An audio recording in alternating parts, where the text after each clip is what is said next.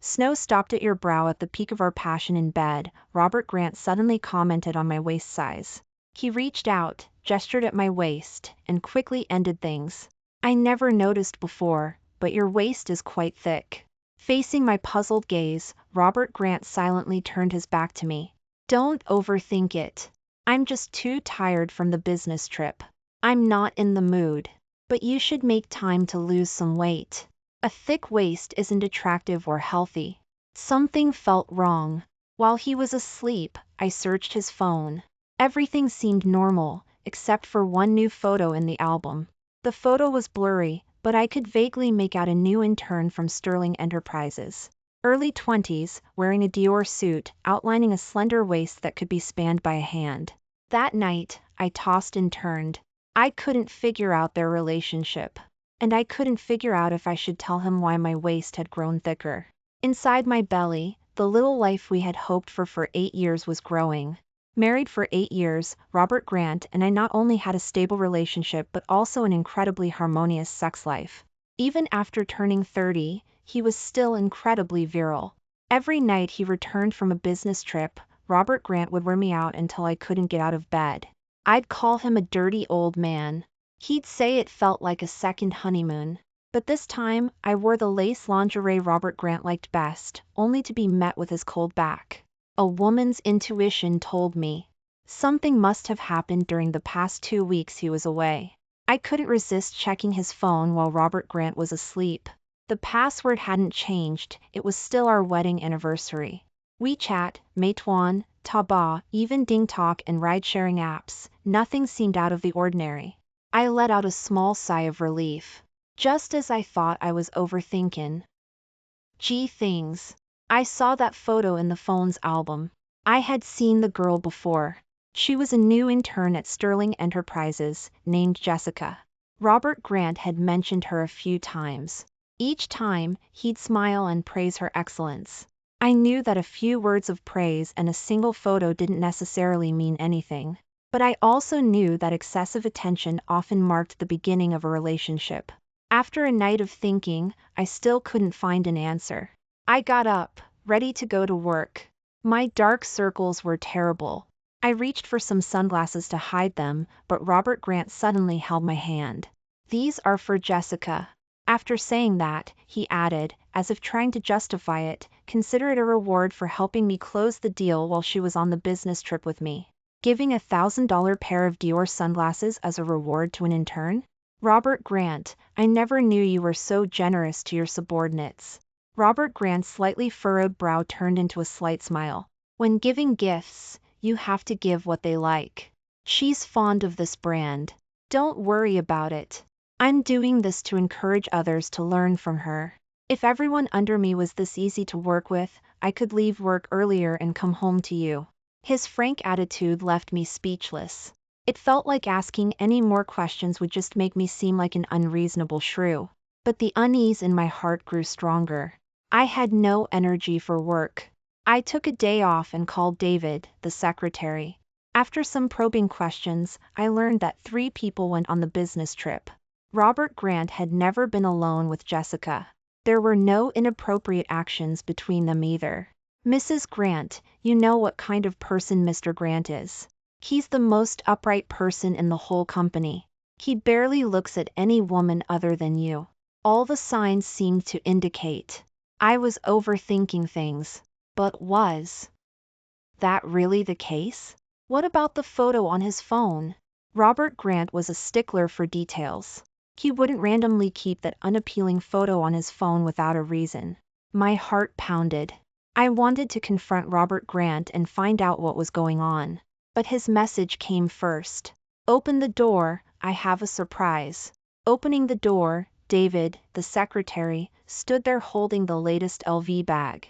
Mrs. Grant, now you can relax, right? Mr. Grant was so worried when he heard you were sick. He insisted on getting you this bag to make you feel better. This bag was hard to get. Mr. Grant really cares about you. The bag was bright and uniquely styled. Although it was a bit flashy for my age, it was classic Robert Grant man's eye aesthetic. It was clear he had spent a long time choosing it. I felt a pang of guilt for doubting him and took the bag with a smile. But after taking the bag, I froze. It was a used bag. Inside the bag were a pair of stockings and a photo. The stockings were the polka dot stockings Jessica wore in that photo. The photo was a highly intimate picture of the two of them embracing in the office. In an instant, blood rushed to my head, and the world spun. Only 2 words kept repeating in my mind: divorce. Driving frantically, I arrived at the hospital entrance. The moment my foot touched the ground, a movement from the baby in my womb made me stop. Looking down at my abdomen, my emotions cooled, and the thought receded with some difficulty. This child, I had waited 8 years for.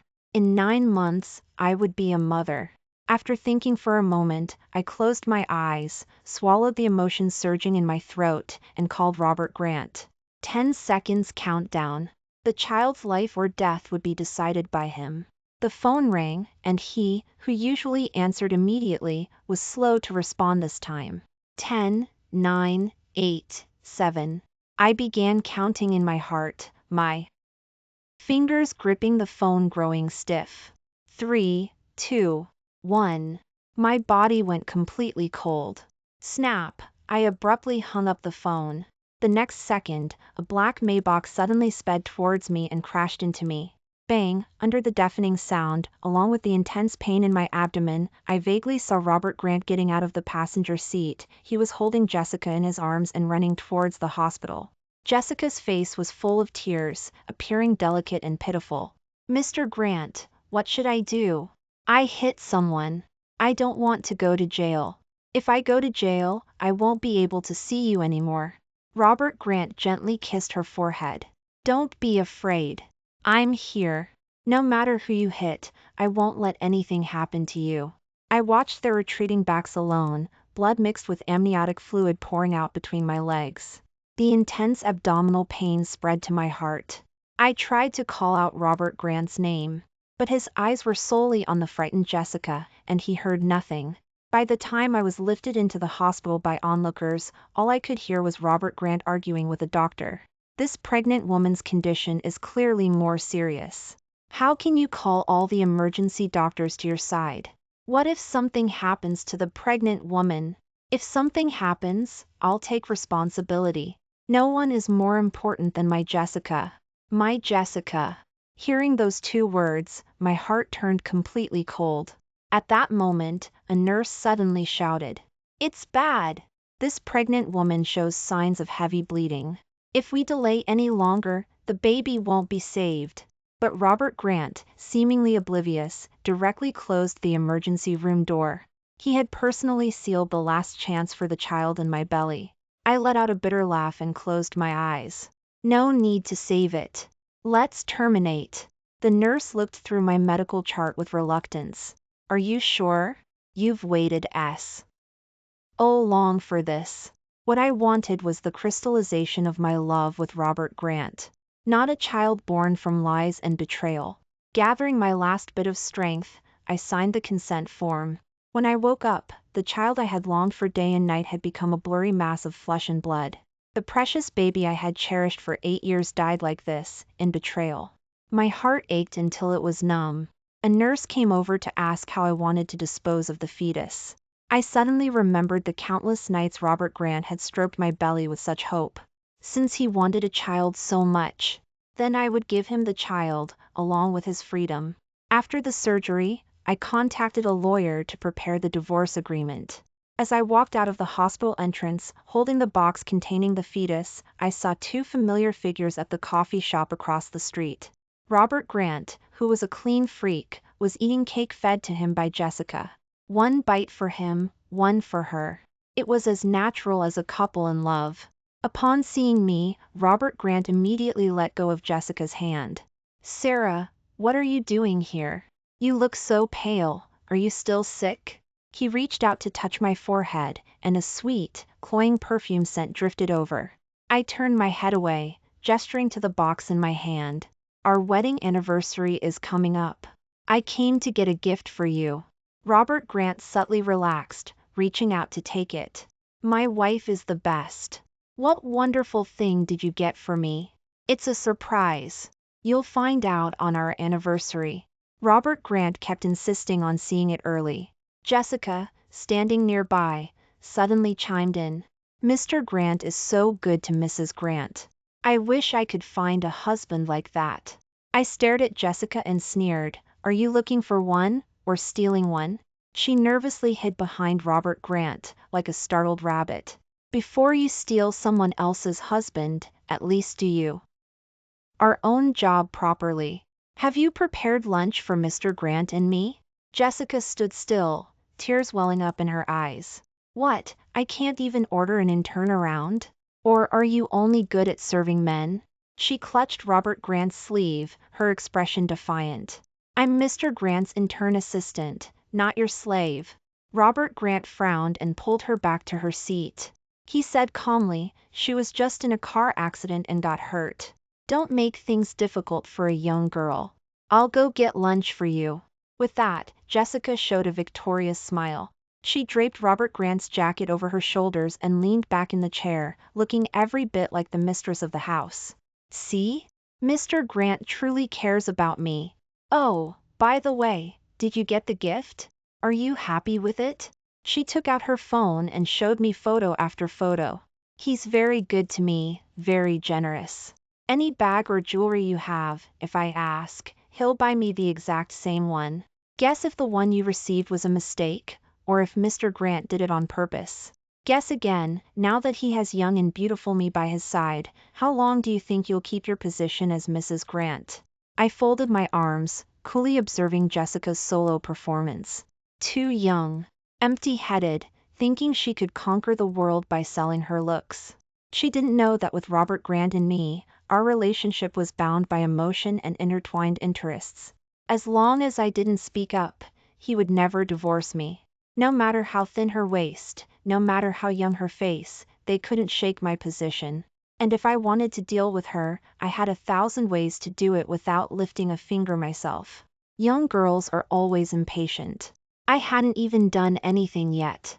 My indifferent attitude was already unbearable for her. She suddenly stood up, splashed a cup of hot milk tea on her face, and then frantically bowed to me. Mrs. Grant, I'll go get lunch FO. Are you right now? Please, please don't fire me. My family is poor, and I have a sick mother to take care of. I really can't lose this job. Jessica. Robert Grant, who was behind her, strode forward. Before he could utter a word of blame, I had already raised my hand and poured the food I had bought onto Jessica's head. Robert Grant, you know me.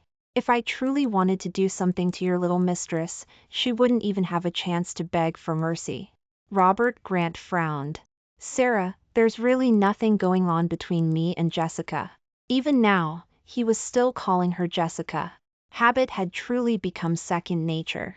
Too lazy to argue, my aching waist and faintly throbbing abdomen just made me want to go home and rest. As I was about to leave, Robert Grant suddenly grabbed my hand. You're still sick. Where are you going? I'll take you. Just as I was about to refuse, I heard him say, but before you go, you have to apologize to Jessica. She's just a young girl starting her career, and you've slandered her like this. How will she be able to stand in the company from now on? How ridiculous. I had to worry about a mistress's future. I shook off Robert Grant and pointed at Jessica. An intern with mediocre workability who doesn't respect Mrs. Grant, why should she stay at the company? Aren't you protecting her a bit too much? Robert Grant was silent. I rubbed the box in my hand and said with a cold laugh, Robert Grant, if you fire her now, I'll give you one last bit of dignity out of respect for our 8 years together. Impossible. Almost without hesitation, Robert Grant blocked Jessica. His resentful gaze was like he was looking at an unreasonable shrew. I don't understand what you're making a fuss about. Haven't I been good enough to you all these years? Why do you insist on making things so difficult for a young girl? Everyone knows how much I love you, why aren't you satisfied? Avoiding the topic was the best answer. Robert Grant had already made his choice in his heart. I didn't want to say more and drove to the law firm. Robert Grant, who received no response after repeated explanations, also lost his patience. He stayed at Sterling Enterprises, leaving only one sentence: "You need to calm down for a bit." 8 years of stability had made him confident that I would process all my emotions on my own. So, after I strongly demanded Jessica be fired, not only did he not back down, but to appease his beloved, he gave her the project I had been in charge of for 3 years and helped her get promoted early. Seeing Jessica completely mess up my hard work, I couldn't stand it anymore. However, faced with my anger, Robert Grant didn't even look up.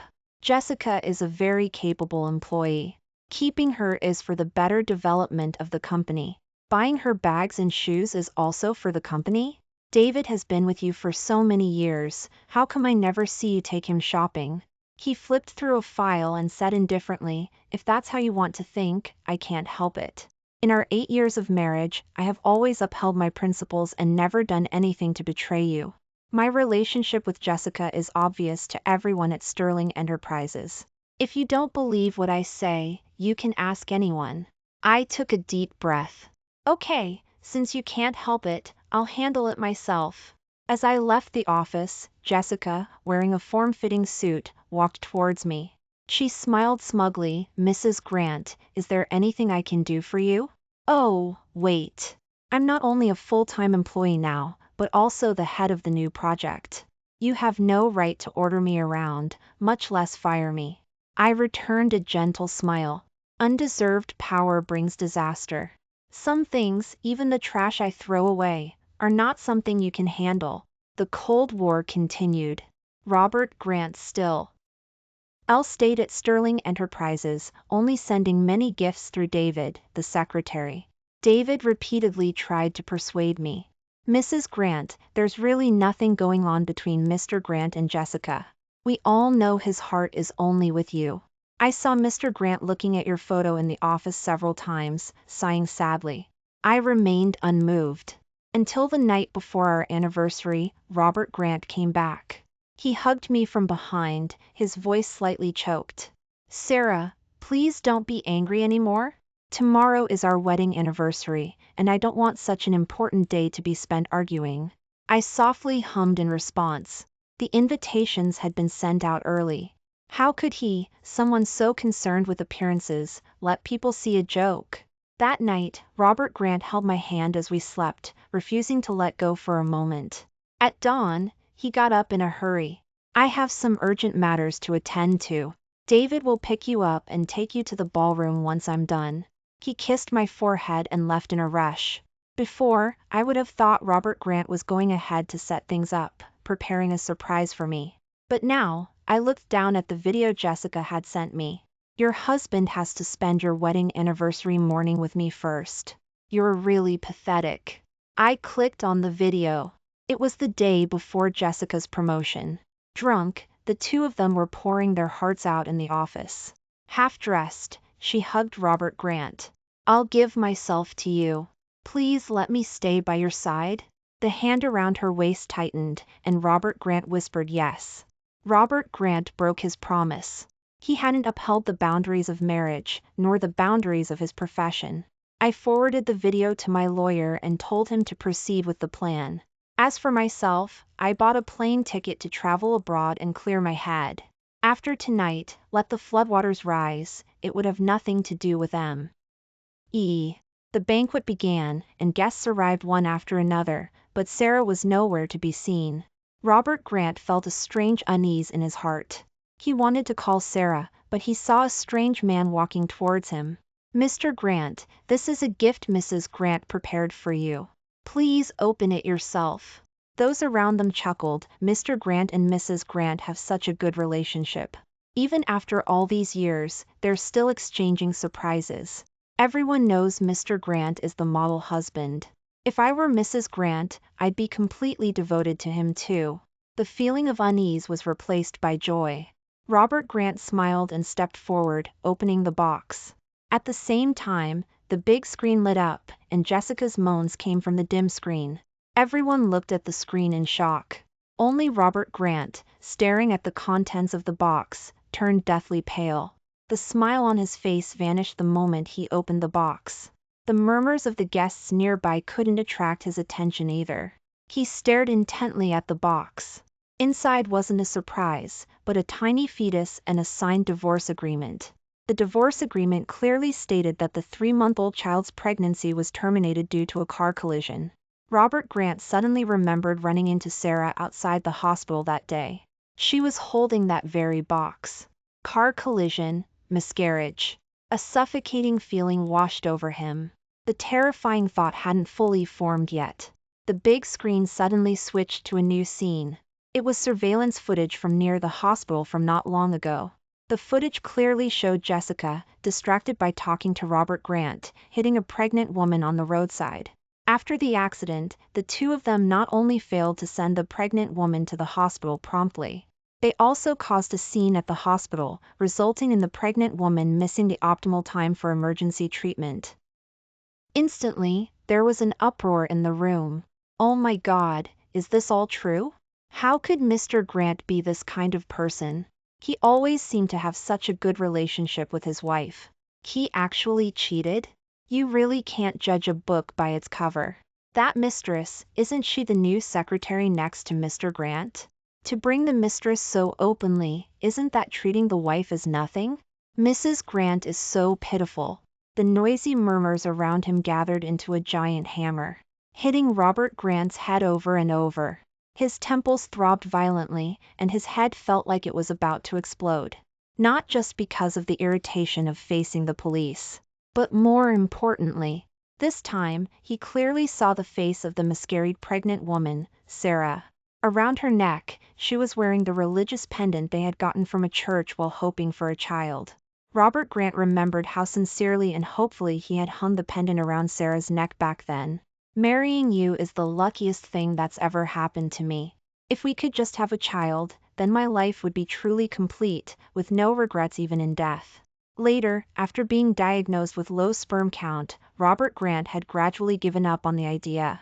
However, he never expected fate to play such a cruel trick on him. The person Jessica hit with the car that day was Sarah. The pregnant woman who miscarried that day was Sarah. For an insignificant assistant, he had killed the only child of his life and lost the wife he had loved for 8 years. A taste of blood spread in his mouth. Unconsciously, Robert Grant had bitten through his lower lip. The physical pain brought him back to his senses slightly. He said in a hoarse voice, "I'll go back with you for the investigation, but can you tell me where Sarah is?" His answer was the click of handcuffs locking. Robert Grant was taken to the police station for questioning. A man of his status naturally had countless ways to get out of trouble safely. But everything that happened today, it not only ruined his reputation in his circle but also made him lose the wife he treasured most. This feeling was worse than death. After returning from the police station, Robert Grant remained gloomy. He sat on the balcony, pouring himself glass after glass of wine, trying to fill the emptiness inside. But drinking to drown his sorrows only made him more miserable. The hazy moonlight, the empty room, and the phone that would never connect. Everything magnified the melancholy in his heart. "David, have you found any news about Mrs. Grant?" David, the secretary, on the other end of the line stammered for a long time. "I only found her flight information, but I haven't found out her specific location. If you don't find her within 3 days, you're fired." Robert Grant was so angry he smashed his phone. The alcohol brought out his suppressed personality. Just as Robert Grant was pacing back and forth on the balcony, the door clicked open. He turned around in surprise, only to see Jessica's figure. Jessica was wearing a Dior short dress, her delicate, slender waist gently swaying with each step. She placed her hand on Robert Grant's shoulder. "Mr. Grant, drinking too much is bad for your health. Tell me what's bothering you." History repeated itself. Time seemed to have rewound to that night. The night that completely changed his life. 6. Jessica's hand moved across Robert Grant's body. Seeing that Robert Grant didn't refuse, she slowly moved his hand to her waist. With fine wine and a beautiful woman, it seemed almost a shame not to let something happen under the bright moonlight. But this time, Robert Grant slapped Jessica across the face. "That video, you sent it to Sarah. Jessica, you're incredibly audacious. You actually went behind my back and provoked Sarah. Oh." Any slap shattered all of Jessica's fantasies. She, who had always been spoiled by Robert Grant, raised her head in disbelief. You hit me? You hit me for that old woman? She's the one who did something wrong, not me. She clearly knew you didn't love her anymore, yet she shamelessly clung to the position of Mrs. Grant. If she had just let us be earlier, none of this would have happened. It's all her fault. Robert Grant squeezed the wine glass until it creaked. He sneered, his sharp features looking even more defined in the moonlight. How dare you compare yourself to her? Sarah is my wife, the woman who stayed with me through 8 years of ups and downs, the woman the entire Grant family recognizes as the lady of the house. What are you? Jessica was stunned. The man in front of her gradually merged with Sarah from the coffee shop that day. Those eyes that saw through everything, like a sharp sword, nailed her firmly to the pillar of shame. You said you liked me. You said I was young and beautiful, and smart too. You said my waist was very thin, and Dior clothes best showed off my figure. You took me shopping and picked out lots of clothes and jewelry for me. She desperately recalled the small details, trying to prove Robert Grant's love for her. But all she received were cold sneers. I dismiss hundreds of people like you in a year. With a wave of my hand, countless young and beautiful girls would flock to me. But Sarah is different. Our families have significant business ties. She controls the financial power of Sterling Enterprises. She has wide connections, strong workability, and she's the one who has to handle client relations and sudden issues. And you? An idiot who can't even tell the difference between imported and domestic coffee. How can you compare to her? Robert Grant, who had been consumed by anger, as he spoke of deeper feelings, he suddenly sighed. His voice soft, carrying a hint of fan sadness. More importantly, I love her. Even if, through our long time together, that love gradually turned into something like family affection and habit. But the person I've loved in my heart, from beginning to end, has only been her. I said you looked good in Dior simply because, when I first met Sarah, she was wearing a Dior dress. Robert Grant's feelings for Sarah were complex. But his feelings for Jessica were simple and clear. It wasn't even lust at first sight. It was merely like seeing a clingy little cat or dog on the side of the road and playfully interacting with it a few times. For him to lose his career and family for a pet? That was simply out of the question. These words, falling into Jessica's ears, were like a clap of thunder. She cried uncontrollably. That's impossible. You're just saying that on purpose, aren't you? Actually, you love me very much. You're just angry that I acted on my own and embarrassed you. Robert, don't do this to me. I know I was wrong. I'll never dare to do it again. Don't leave me. Jessica held Robert Grant's hand tightly, refusing to let go for a moment. She pressed her body against him, trying to elicit a trace of pity. But Robert Grant coldly peeled her fingers away, one by one. Stop deceiving yourself, okay? You know very well that night, I didn't touch you at all. From the moment we met until now, I have never touched you. That night, just as they were about to get intimate after taking off their clothes, Robert Grant had suddenly sobered up. He couldn't bear the consequences of doing so. So he stopped at the very last step. But he hadn't expected Jessica, that idiot, to cut the video and send it to Sarah. Jessica's face turned ashen, crying so hard she could barely breathe. Robert Grant slowly lit a cigarette, not sparing her a single glance. I'm going to find Sarah. You have two choices. Disappear from my sight forever starting now, or wait to spend the rest of your life in jail. Without giving her any time to think, Robert Grant ordered the security guards to drag her out. 7. The Grant family's public relations methods were quite effective. Within a few days, the big scandal that had shocked the entire circle was suppressed. When I was feeding pigeons on the streets of the UK, only a few friends called to inquire, "Are you and Robert Grant really getting a divorce? That's such a shame. You two were known as the model couple back then. It's only been a few years, and it's come to this. What are your plans next? What will you do after the divorce? Go back to the States or find a curly-haired boyfriend?" I smiled and scattered a handful of breadcrumbs. First, I'll get my health back. then I'll apply for a master's degree. Harvard and Cambridge are both good options. I'll decide which one later. Why the sudden desire to go back to school? Your job was going quite well. It was indeed going well. I worked so hard for so long, only for someone else to snatch the results. I sighed. Robert Grant always told me I was getting older and needed to be more composed, that my behavior should match the status of Mrs. Grant. I did everything he said, and in the end, he fell for an intern who hadn't even graduated yet. And for her, he almost ruined my career. Thinking of this, I squeezed the breadcrumbs in my hand into dust. Ungrateful jerk. My friends offered a few words of comfort and wanted to drag me out shopping to vent. Using Robert Grant's card, I almost cleared out every major counter. Those Dior and LV bags looked like eyesores, so I simply stood on the street and gave them away to passers-by. Thinking about it, it was quite laughable. Jessica thought that Robert Grant taking her shopping and buying her gifts was true love. Little did she know that for people like us, things only could buy were the least significant. Every year, I spent millions on bags for client maintenance and networking. The money Robert Grant spent on Jessica was simply not worth mentioning. After venting a little, I didn't allow myself to wallow in negative emotions. Shopping, buying things, hiring male escorts. These could only bring fleeting and artificial happiness. Instead of punishing myself for someone else's mistakes, I chose to work hard on improving myself. When Robert Grant found me, I was on my way to the library. As soon as he saw me, he said, "Sarah, I've missed you so much.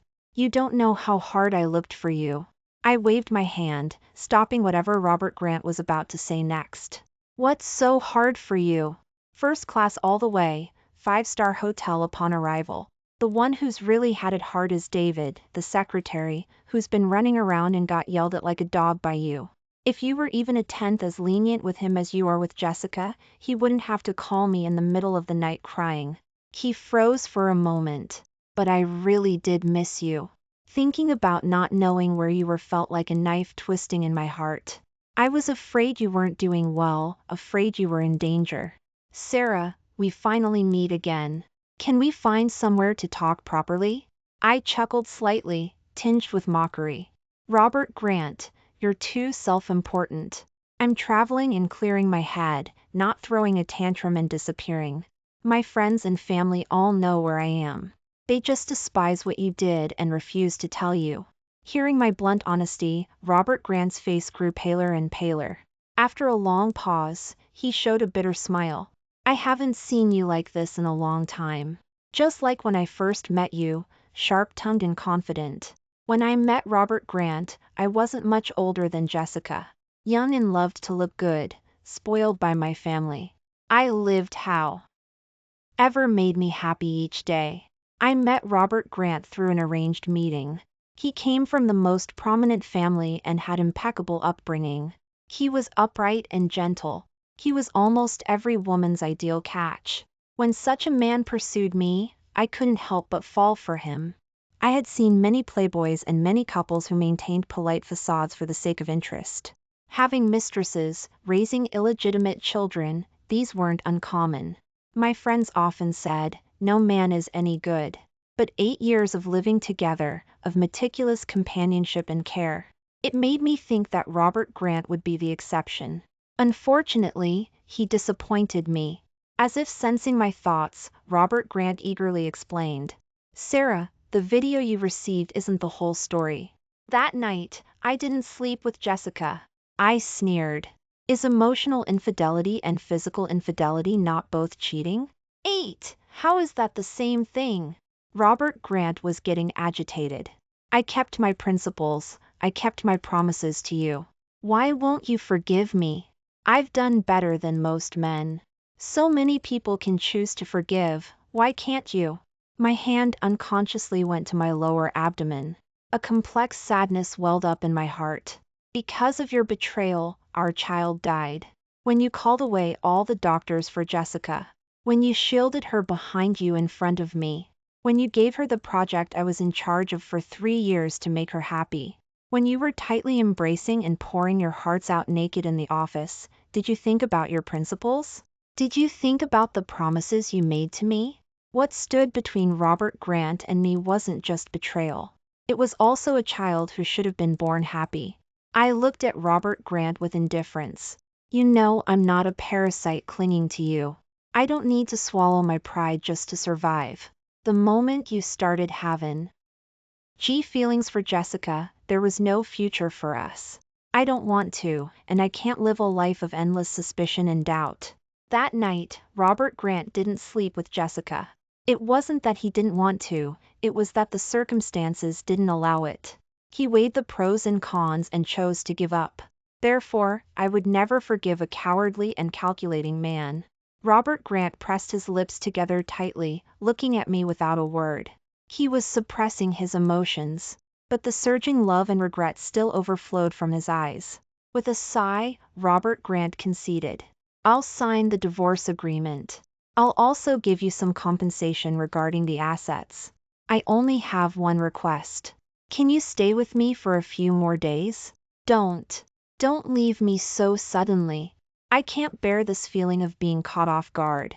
2 years of dating, 8 years of marriage. A total of 10 years of feelings.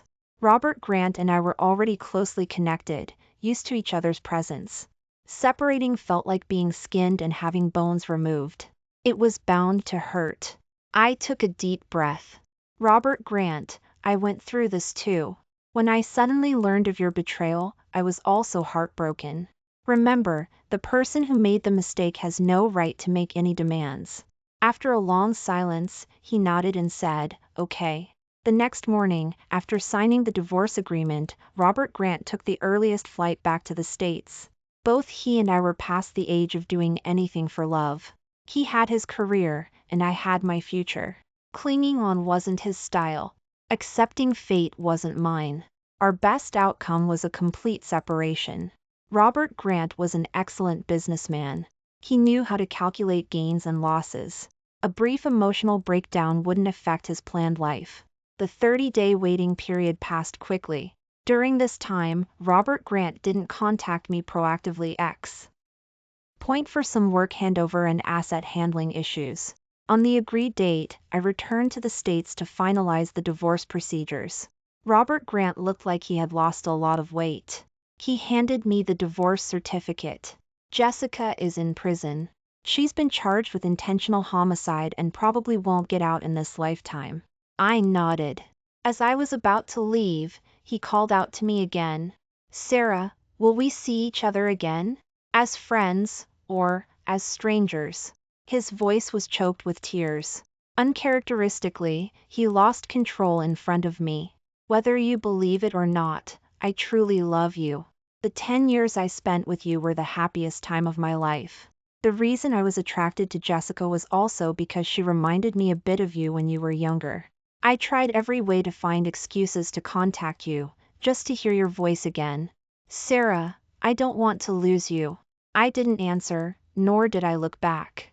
The wind and snow had stopped, and the love had ended. I still had my own path to walk.